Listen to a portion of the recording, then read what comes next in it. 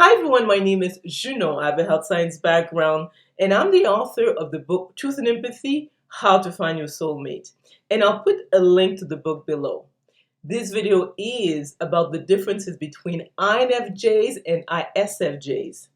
I've noticed that many people are confused about these two because one is the intuitive version of the other. So if you look at their function stack, they're pretty similar, but when you actually dive deeper into their characteristics, they're quite different. So first of all, people often don't understand the difference between sensors and intuitives. INFJs are the most intuitive of all the personality types. What does that mean exactly? Is that many times in life we will encounter a situation where we have this complex problem and we're trying to figure out the solution. INFJs, because of how their brains are wired, is that they get sort of a download of the information. So even with limited data or contradictory data, an INFJ can get to the answer. And you know you're using intuition when most people think that what you're saying doesn't make any sense, but yet it turns out to be correct.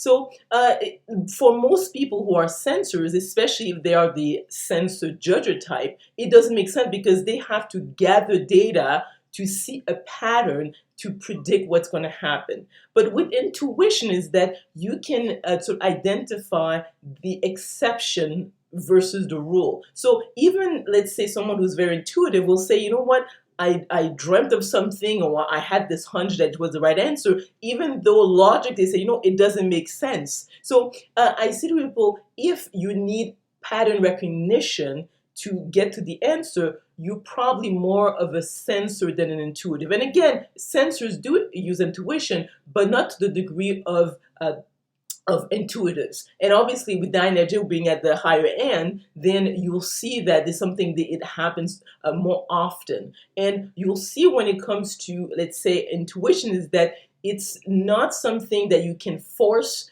It happens naturally. They could be doing something that is totally unrelated to the topic, and then they get this information. And obviously, over time, these people trust more their intuition than their logic. The other aspect when it comes to, let's say, the INFJ and the ISFJ is that their brainwave dominance. So the INFJ is very intuitive, obviously the most intuitive, and they have a theta brain dominance. So in other words, they have the slowest brainwaves of all the personality types. And it makes sense because when you look at history, the INFJs, the true ones, are Jesus Christ, Mother Teresa, Buddha, Mahatma Gandhi. So in other words, their brains don't function like most people. And I would say that INFJs should be like a personality type on their own because they have this ability of not only being obviously very intuitive, but also being rational. Because when you look at their function stack, just like with the ISFJs, that they have introverted thinking at their third function. So it's someone who you can like sort of debate with, and they sort of look at any situation looking at not only the heart but also is it logical or the head. So in other words, when you look at the INFJs in history, these are people who are basically sort of well-rounded that way in terms of being able to use both sides of their brains. And because of the fact that they have a theta brain dominance, they have slow resting breathing. So INFJs are not part of the normal population. So most people, even when they're really relaxed, can breathe maybe 6 times a minute or more. But with that, the INFJ, because they have a very slow brain dominance, is that they breathe 5 times a minute or less. So these people have very coherent brains. They use their whole brain to actually look at a situation or they're trying to find a solution. Whereas, let's say if you look at the ISFJs have the fastest brain waves. So they are, let's say if you were to look at their brain, they have fast beta brainwaves, and that is reflected in their resting breathing, which would be at least around like 16 breaths per minute. So with the ISFJ, they look at the world looking at the 5 senses. So for them to get to an answer, they have to gather data that they can sort of look measure so with their five senses to get to the answer. So whenever someone tells you that they breathe fast, or they are also more prone to, let's say, mental health issues, because what people don't understand is that when people hyperventilate, and actually I can put some videos down to actually explain that, but is that the faster the resting breathing rate, the faster actually is the brainwave dominance of this person, they're more likely to have mental health issues. So if you hear someone saying that they have depression, anxiety, bipolar disorder, they're probably not like Buddha or Jesus Christ. Okay, so that also is a big clue. And the other aspect, when you look at their face, is that an INFJ will have 32 straight teeth.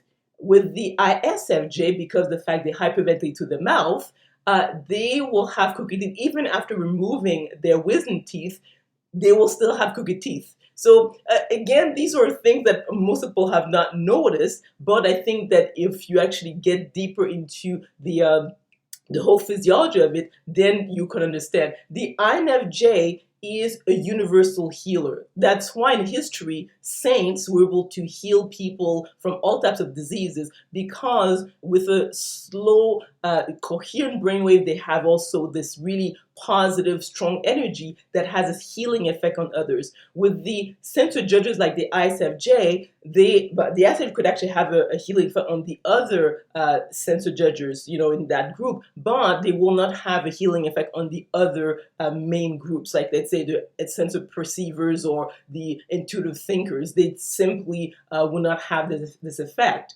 The other point also, when it comes to the difference between INFJ and ISFJ, is that the INFJ is very untraditional. So they're about the future. They bring new information. That's why when you look at the INFJs, they are the ones who have created all these new religions, from Buddhism to Christianity. Well, you will not see an ISFJ do that, because the ISFJ is about the five. It's about the past. It's about tradition. It's not about creating something new. They are great at logistics, managing things, and you'll see that the ISFJ actually is rarely someone you'll see in the public eye, because they're about sort of running the day-to-day sort of like businesses or let's say enterprises, but they're not the ones who are going to come up with the creative ideas. So you'll see a big difference. That's why, let's say, if you look at the world, the INFJs are the ones who are very well known, because they have such an impact on the population because of the new ideas they bring forth,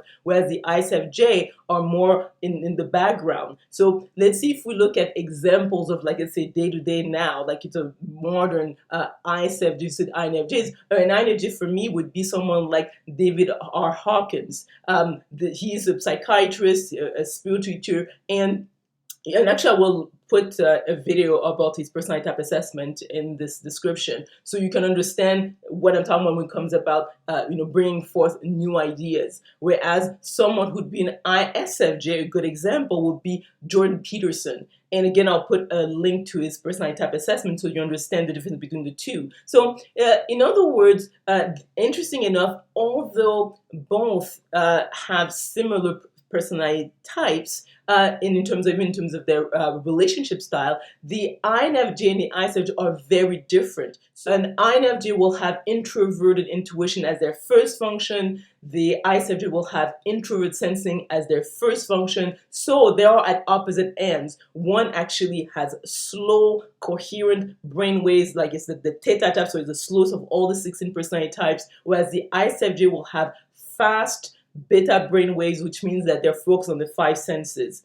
But what it confuses people is because obviously they have extrovert feeling as their second function and introvert thinking as their third function. So because of that, people get confused, and as well, they are both judges. But if you were to encounter them in real life, they're very different, because the INFJ is about the unseen future, whereas the ISFJ is about the concrete past. So one is very much about tradition, covering on what has been going on for many generations. And also when it comes to the ISFJs, that they're very sort of close to their family. So these are people who like to start a family early. They like also big families, well, relatively big families when it comes to North America. Now, if you want like 3, 4, 5 kids, you're probably more in an ISFJ than an INFJ. And also the ISFJ, in terms of who determines their family, has to do with whether or not they're biologically or genetically linked to this person. Whereas as the INFJ would not look at it that way, because they're not looking at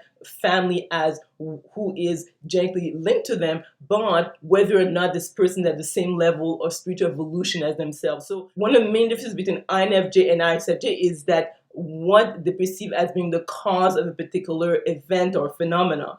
An INFJ will probably say that it has to do with a spiritual cause, whereas the ISFJ will say, well, it has to do with something that happened in the physical world. So, for example, if someone ended up having, let's say, mental health issues or being a drug addict or having issues in their relationships, an ISFJ would be, well, it's probably because how that person was brought up and maybe they didn't have enough family guidance, or maybe didn't have the right support. Whereas the INFJ will say, well, it has to do with the person's level of spiritual evolution. In other words, the influence of the environment is not what caused their long-term behavior. So you'll see the difference like that when it comes to the INFJ versus ISFJ. So I trust that this information was interesting. Maybe you learned something. If you enjoyed this video, please click on the like button, subscribe to my channel, and we will talk